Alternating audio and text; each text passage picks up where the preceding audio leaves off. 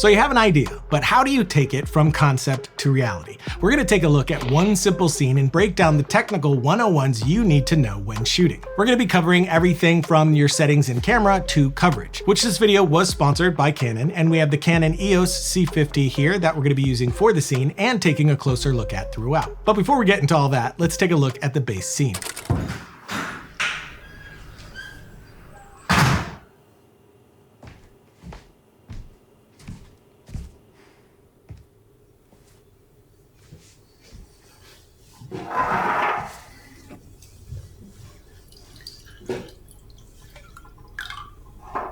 How was your trip? Yeah, it was good. Did you see anything interesting? No. Подожди.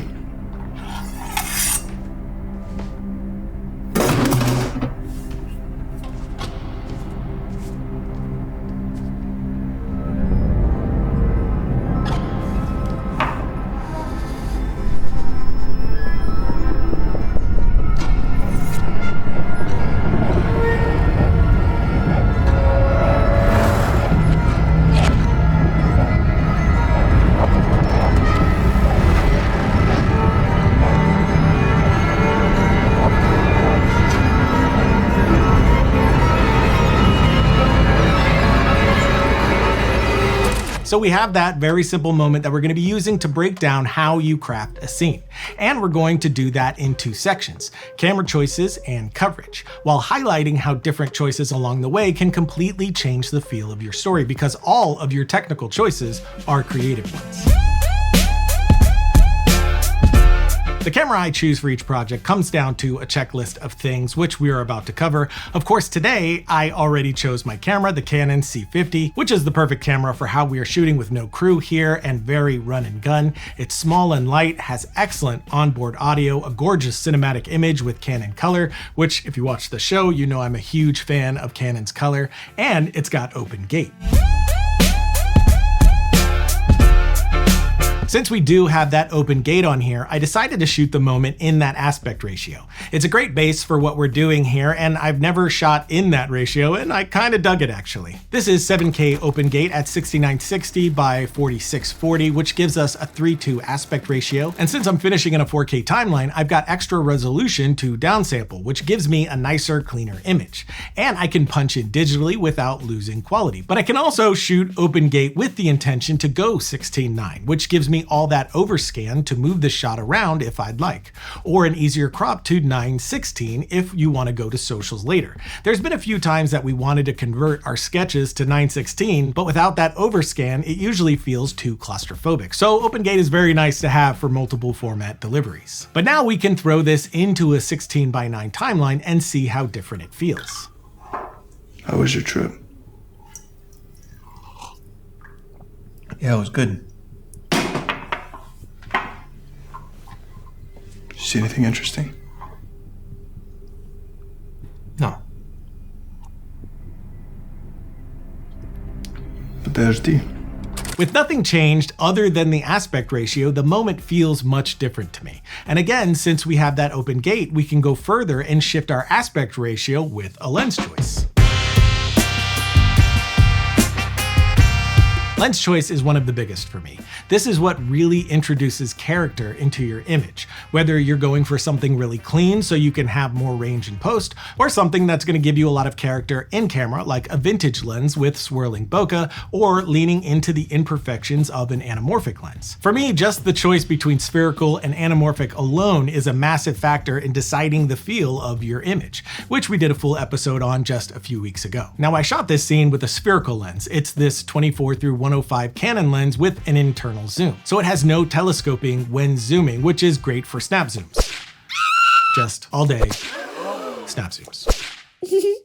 The C50 also has an RF mount, which makes it very versatile. You can use all the Canon RF lenses like I am here, or an adapter to use EF lenses, or an RF to PL adapter so I can throw on my anamorphic lenses. These anamorphic lenses of mine are 1.5 squeeze, so in the end I'm going to have a 2:25:1 aspect ratio, which I could stick with or crop slightly to 2:35:1. And again, we've altered the feel with just our lens choice and aspect ratio. And for me, these choices are both from feeling but also practical. For instance, Spielberg shot Jurassic Park in 1:8:5 instead of a wider ratio because he wanted more vertical space in the frame to better feel the size of the dinosaurs. Your f-stop or t-stop controls how wide your iris is. The wider the iris, the more light it lets in and the more shallow your depth of field will be. Like wide open on this lens like you see here. Or I could shift to something much higher to get deep depth of field like you see here. I'm often either shooting wide open or close to it since I like the look, but it also allows you to guide the audience's eye, pulling their eye where you want it to go. Now shutter, like your iris, is going to alter the amount of light your sensor gets, but instead of your depth of field, this will change your motion blur. Normally, I'm on a 180-degree shutter, which gives you a very natural motion blur, but if you move down to a 90-degree or lower, you get that Saving Private Ryan choppy look. Usually, you would see this in more action-oriented sequences, but you can see here that even in a calm dialogue scene, while very subtle, it still alters the vibe. Now, if you go the other way, you get more motion blur, some ghosting. It's great for trippy moments like this one, though we did this mostly with lens whacking and a slow shutter was just adding a little extra. This one is huge for me. The less I need to worry about getting a lot of light, the better, and this scene is an excellent example of that. We started with more lights, but slowly turned them off until the only light that we used was the bar light behind the curtain to bring up the window light a touch. Which lighting is a massive aspect for any scene, but I'm skipping that in this episode since that's a full topic on its own that we have covered a ton. And you can find a full episode on that in the links below. But I'm a big fan of using as little artificial light as possible, so the higher I can go with my ISO while still having a high quality image, the better. Of course, I want to stay on the native ISO, and some cameras like the C50 have dual native ISO. Here we have it at 800 and 6400, both look nice and clean, and here at 6400, this light on his face is just the light of his cell phone. This street is a very dark one too, and looks like this to my eye. So the C50 is excellent on low light off the bat, but what shocked me was this. I can go all the way up to 25,600 and it's still nowhere near as noisy as I thought it would be, and if I do a quick noise reduction pass, this becomes entirely usable. I don't think I've seen a lot of people talking about how killer this one is with low light, but it is really solid. And again, that's a massive checkbox for run and gun. The last in our camera section is audio, and the main thing to consider here is whether you're using two system, where you're using an external audio recorder, or if you're in camera. For Film Riot, I only do in-camera audio, so that's another big deciding factor with what camera I choose. Canon cameras have always had some of the best in-camera audio as well, and the C50 is no different, with some added bonuses, including this detachable handle with built-in XLR. And it all sounds great, which you can hear in the scene. Another great thing to have is a boom arm for your mic like this here. So again, when you're run and gun, you can set this on a stand and leave it, and most of these boom arms are not very pricey. Where you put the camera changes everything. It's the language of your film, and the possibilities are endless. So I always let knowing what I want my audience to feel and think drive everything. With this scene, I started wide, establishing the room, allowing you to see the drink set up without calling attention to themselves. Then I move in closer as the tension slowly progresses. And with all of Josh's shots, I'm trying to make him feel trapped in. So we have Justin crossing in front of him, then feeling as though he's blocking him in until he leaves the room, leaving Josh open. But then we get our close rack focus of that coffee pot, shifting the tension elsewhere. And it's not just the composition that alters things here. Your focal length goes a long way as well. More telephoto will compress things, reducing the world, and a wide-angle lens is going to open that world up. Here I went with a 40 to 50 millimeter for the most part, with some longer lenses with moments like this here, so that your attention only went to Josh and that object. Of course, you can discover all of that on the day. I did with this scene, but on every short film that I've ever done, I make a detailed plan before I ever step on set. And of course, I'm ready to throw that out for something better, but having that plan will help help guide everything that you do when the pressure is on. We have a full episode on scene coverage that goes into far more detail on shot types and coverage overall, so check that in the notes below too. Here's another big one for changing the feeling of your scene. With this scene, I'm locked down throughout. I wanted the image to be quiet and let the moment play until we get that poisoned shot. At that point, I'm shifting very subjective to get into Josh's experience, which paired with that rack focus to the coffee pot and the shots of the cup is showing you what's happening to him instead of telling you. But I could have chose to go handheld throughout for a very different feel. How was your trip? Yeah, it was good. See anything interesting? No. Подожди. Or go even more intense with a more extreme 24, The Shield, or Jason Bourne style handheld. How was your trip? Yeah, it was good. Did you see anything interesting? No. Подожди.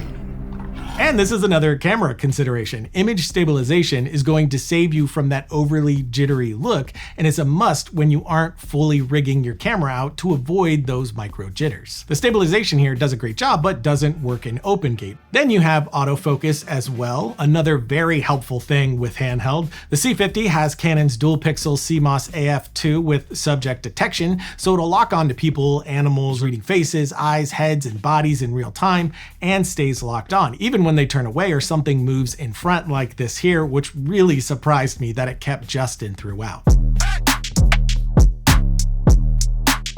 POV is different, and it's not the character's literal POV like the cup shot here. It's which character's point of view the scene is in, meaning whose perspective are we seeing this moment through. At the start of the scene, we aren't really locked into anyone's specific POV. For me, it's all about Josh, but I leave it more subtle until the moment Justin grabs the knife. From then on, I push the subjectivity of his perspective up until it's full volume inside his experience here. For me, I've found that so often when a scene isn't landing, it's because my point of view isn't coherent. Once I lock that in, now knowing whose moment it is, things tend to fall into place. Again, we have a full episode just looking at objective versus subjective and POV, so look below for that.